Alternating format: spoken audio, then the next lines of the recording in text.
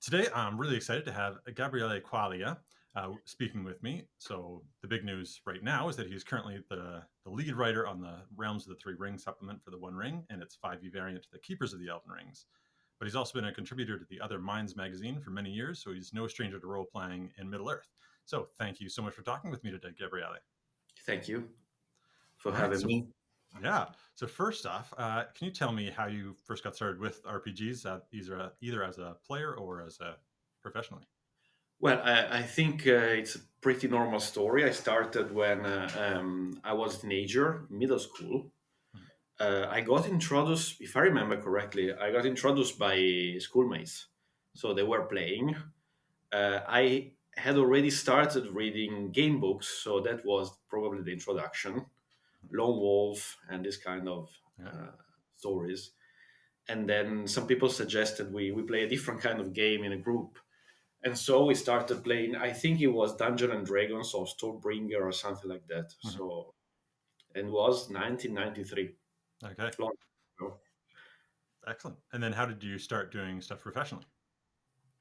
Well, the professional side is very recent. Actually, I Yeah. started a couple of years ago when I met Francesco. Yeah. It was kind of by chance because I had been running a game for a while of the One Ring, and I always like to write, not professionally, but well, I've been writing my own stuff for campaign for 20 years. Wow. There was a group that was founded around 2001 called the MERP Fun Modules, Yeah. and I was one of the main contributors. So I always like to write stuff, and I had a couple of articles for the One Ring ready, Mhm. and one of my friend actually was in touch with Francesco. So I said, well, I could introduce you guys, Yeah.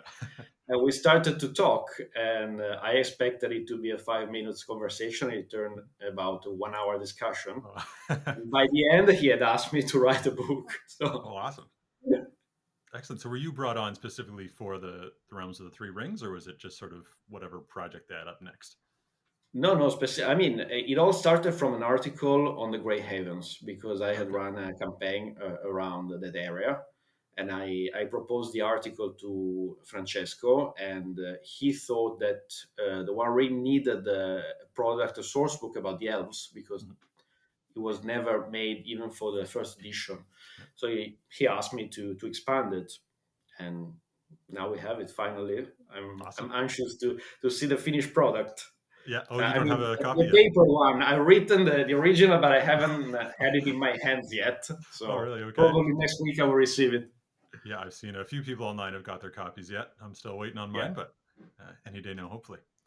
Um, let's see. And what was your first introduction to Middle Earth in general, like Tolkien's works? Again, it was in middle school. The first book I found was The Hobbit. I found it in the public library in my area. It was the annotated Hobbit. It was a big Okay. book full of illustration. It was beautiful, and it just lay on a table, so it attracted my attention, Hmm. and I was instantly hooked. Yeah. And I like it so much. I went back after 1 week because I devoured it, Yeah. and I asked for more, but they didn't have the Lord of the Rings, Okay. and they didn't have anything else except, for some reason, they had Unfinished Tales. Okay. So I went from the Hobbit to the Fall of Gondolin without Yeah. nothing in between. But yeah, that was the introduction to Middle Earth, and about in the same period I started playing role playing games. So to me, they are closely connected. Middle Earth and role playing games. Hmm. Yeah. So was Middle Earth role playing? Was that the first Lord of the Rings RPG that you played? Yeah, shortly after D&D and Stormbringer, there was MERP. Yes. Do you have a favorite heroic culture and calling from the new books? Is there one that you prefer to play? Uh, well, I haven't thought about that. Not particularly. I've always been fond of the gray elves Mhm. because they're probably because they're not. described as well as the others in the books. So they've always been a little bit mysterious to me, because the Grey Heavens are actually so close to the Shire, Mm-hmm. but we never go there except at the end of the Lord of the Rings, and they're still we don't see much. Mm-hmm. So they've always been a little bit mysterious to me. Yeah. Yeah, I would say the elves of the Grey Havens. Okay. Excellent. As for the calling, yeah, my favorite calling is the messenger, Okay. because traveling around, Mm-hmm. getting to know different cultures and so on. Yeah. Yeah. Now that you've got your cup up, can you just show the camera so we can all see your wonderful mug? Oh yeah, Yeah. it That is so good. is the cover. Yeah. Yeah. The cover is beautiful. All the covers are amazing. Um, All the covers were amazing. Yes, I've mhm. been frankly stunned by the quality of all the illustration and all the artists that have been involved.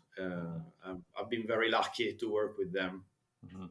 Really. Yeah. Do you work very closely with the artist, or like do they get a copy early to see exactly what you're working on, or do you get artwork ahead of time? Yeah, well, we work together because what we usually the process is me writing a list of illustrations Okay. with some notes together with Francesco, and then they are sent to the art director who assigns them to the different artists. And then we have the sketches. We look at them together. We comment on the sketches, how they could be improved or changed, and in the end, we have the final product. So it's quite close, I have to say. Mhm. And to me, it's probably one of the parts of the job that I enjoy more. Okay. Seeing, turn my Right. imagination into art. Yeah. Yeah. That would be pretty cool. It's And pretty how is cool. it Yeah. working with Francesco? Like, how much input does he have in the new book? Like, do you have to check in with him pretty often, or do you have pretty free reign over what you make?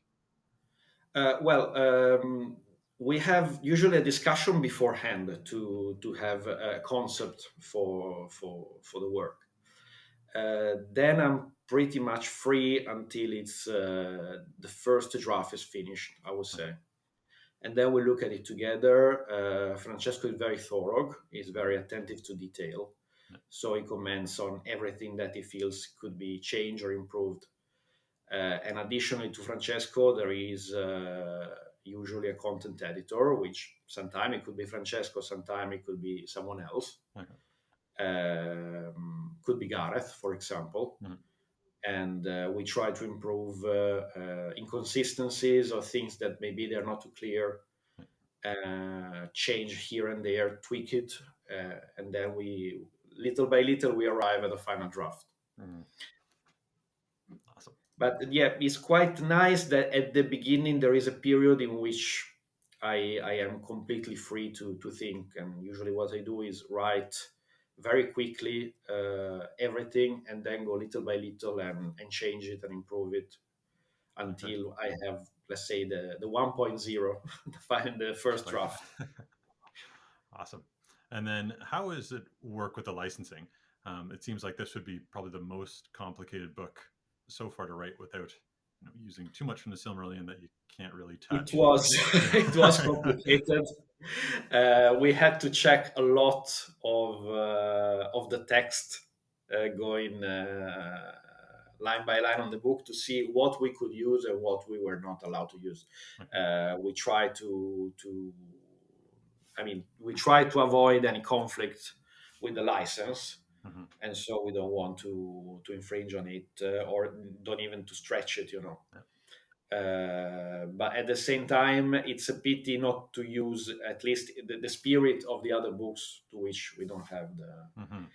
right. So, of course, there are references to the rest of the Legendarium, but there are words and names that we could not use, Hmm. and others like Feanor, Yeah. which I didn't remember that was in the Lord of the Rings, but it was. Okay. Yeah, And so that's good. we were, because in the first draft I didn't even use the name. I was Mhm. terrified Yeah. of using the name Fëanor, and then they told me that Fëanor is mentioned more than once in the Lord of the Rings, so we Yeah. can use it. And I say, wow, it's wonderful. Yeah.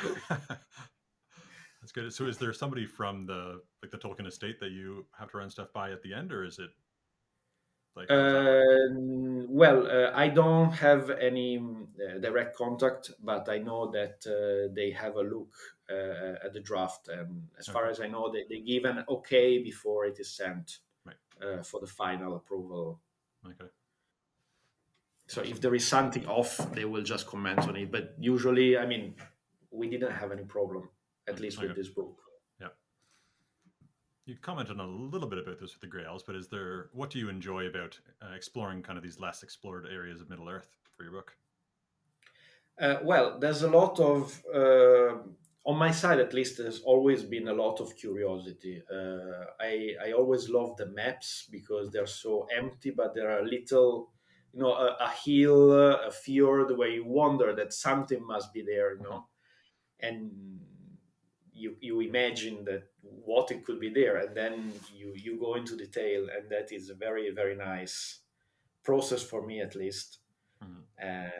And I do it always for my games, and then to write about it, it's a different task, but it's very much interesting because you have a lot of freedom, even if you are to stay within the spirit of Middle Earth. And what do you look for in that in sense to try and get a to make a fantasy story that feels like it belongs in Middle Earth and not just a Yeah, duplicate of something? that's the difficult thing to do, especially when it relates to the elves, because the elves are always on the margin of what you can see, but what you cannot touch. Yeah. And it was important for us to get that the spirit, not to make them too mundane, but not to Mhm. make them also too far away, too Mhm. spiritual. Yeah, I mean, we try to reason on at many levels of what do the elves represent, both in terms of practical description that you find in the books, but also on a meta level, looking at the structure of the fairy stories. Mhm. The elves are close to the fairies Yeah. of the stories of many culture of Europe and the world. And so you try to at least on my side, I read many fairy tales from different countries, Okay. and I thought, what if these elements could be brought together with the imaginary universe of Middle Earth? Mhm. So this was very much the process. Right. Awesome. And do you have speaking of like other myths in the I think it was the Realms of the Lost Rings, there was a little reference to the Green Knight, and then in your book you have a reference to the Dropnir. What's the replicating ring? Yes, yes, So is there more yes, stuff like that? Like, is there a absolutely, yes, secret yes. little Good, Easter egg that you've hidden in there? yes, there are a lot of, I don't know if I should call them Easter eggs. They're more like inspirations Mhm. from many tales. But yeah, it's mostly, I would say, Germanic and Scandinavian myth, Yeah. along as some fantasy stories or movies from the 70s and the Okay. 80s. Yeah, there's a lot of little references because, well, it's very easy to start from a beloved story and try to tweak it to change it, and at the end, the structure of the stories at work is very similar. They're Mm. all the same, but then it's the details that make them stand out. Okay. So I often start from a popular tale. Shakespeare is another big inspiration for me. Okay. And then I try to change elements or to adapt elements to make something new. Right. Yeah, the Shakespeare influence it could feel it a little bit in the art in this one. The elves felt very kind of Midsummer Night's Dream in Yes, a lot of and that. another big inspiration for the arts were the 19th century painters from England, Okay. Dante Gabriel Rossetti, Mm. or what was the name now? It escapes my mind. Pre-Raphaelites. Okay. Hmm. I'm not sure I'm pronouncing it correctly, but yeah, Yeah, that sounds right. pre-Raphaelites. But yeah, the imaginary, imagination from England, of course, is the primary source. I Right. mean, we try. There are sources from everywhere, but we try to focus on the British Isles because Mhm. that was where Tolkien draw inspiration mostly. Yeah, awesome. And then what were the most fun or the most challenging aspects of working in Middle Earth? Uh, challenging, I say, to stay true to the spirit, because when you are at the table, your main purpose is to have fun, and so it's quite normal to draw inspiration from everywhere and just go with the go with the feeling at the table. So sometimes you may be tempted to stray very much away from Okay. Middle Earth. Mm-hmm. If your players are having fun, you just let them do whatever they want. Mm-hmm. But when you write an official product, you have to be Yeah. very much more focused Yeah. on true spirit. So something you cannot do. And you have to find a balance between the playability Mm-hmm. and staying true to the setting. So Mm-hmm. that was probably the most challenging aspect, especially with elves, because you cannot have certain classic stories corruption, betrayal, something like this is not easy to fit in with the elves. Yeah. Mm-hmm. And then how does playtesting work? Do you playtest all the different landmark adventures, or is that a different group that does that? Um, I play tested most of them with. I have a couple of groups online and at the table, and I think also Francesco play tested some ideas with his own group. Mm-hmm. And it was interesting to see what worked, what didn't work, especially how could things go wrong with the players if they Yeah. take another road. And that, it's a typical thing that happens when you write. You have the Mm-hmm. story in your mind, Yeah. and then your player take another way. So how to avoid difficult situation, or to keep them towards the goal, Mm-hmm. or to explain if they want to go off the road, how to manage that. I mean, it's absolutely fair to have Mm-hmm. that, but you have to think it in advance. Yeah. And then what do you look for kind of as the end goal for an adventure to be like, okay, this one is done? And because I feel like you could just forever just be like, oh, and there's another little thing I'll add and another little thing I'll add. So where do you stop? Uh, well, yeah, the original book was much bigger than this. Okay. But in general, we all agree in the team that sometimes less is more. You want to aim for quality rather than quantity. Mhm. Sometimes if you put too much stuff inside, it's just no one will ever read all of it, Mhm. and people, especially nowadays, a lot of people don't have free time to read Mhm. 400 pages of source books, Right. but they want something to set up a game quickly, Right. and it's absolutely fair. So we try to, after everything is written, we skim all that is unnecessary and could become, well, this idea that we didn't use could be used in another product, we would Right. say. But I mean, there's a very thorough process of cutting the edges, and I think it improves a lot the quality of the final product. Awesome. I don't know if it's worth mentioning. Mm. We talked about other minds before. Oh, yes. Yeah. Uh, um, there was some unused material from Realms, Okay. which has been put together later after we finished the book. We put together some notes to make an article which is going to come out on the next issue of Other Minds, Okay. and Excellent. it deals about rules and how to use hope Mm. to fuel elven magic.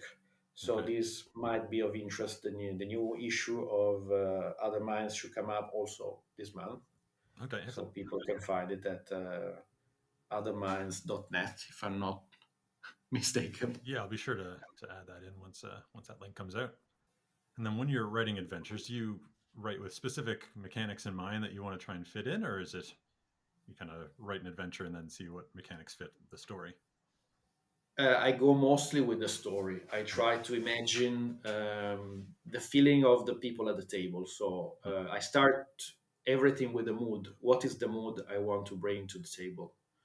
Is it a mood of playfulness, or is it a mood of anger or lust for revenge? Mhm. And everything starts there. Then the mechanic came. I think they are the last step, and usually I rely on Francesco and Michele and Marco Okay. for all the details, because I'm not really good in mechanics. Usually I Okay. have a very rough suggestion and they come up with a final solution, which is always very different, but better. Throughout the like Tolkien's books, we get a couple different sort of moods or interpretations of the elves, from sort of the silly to very serious.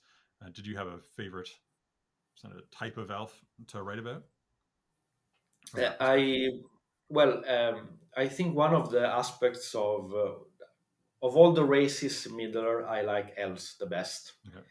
and one of the reasons is that they are so complex. Hmm. So I've always been a little bit bothered when they get simplified into one cliche, Okay. and sometimes they are too much arrogant or aloof, and sometimes they are just too silly. Hmm. And I try to make them. They can be both at different times, just because their way of looking at things is different. They are out of time, so they enjoy the little things, but at the same time they don't want to be drawn into Hmm. the word. uh, so yeah, I like both, I Right. would say. Hmm. Yeah, there's a neat part in the book that I liked, just talking about how since elves don't die, they just have to carry the burdens of what they've seen or experienced forever, and they don't get Yes. so like I hadn't really thought of it that way before, and that was a neat way to think of why they also wouldn't want to be drawn further into conflict, because then they have to Yeah, continue exactly, to live with that. exactly. Yeah, yeah, I think the book did a really good job of kind of capturing all the essences that make up what an elf Thank you. is.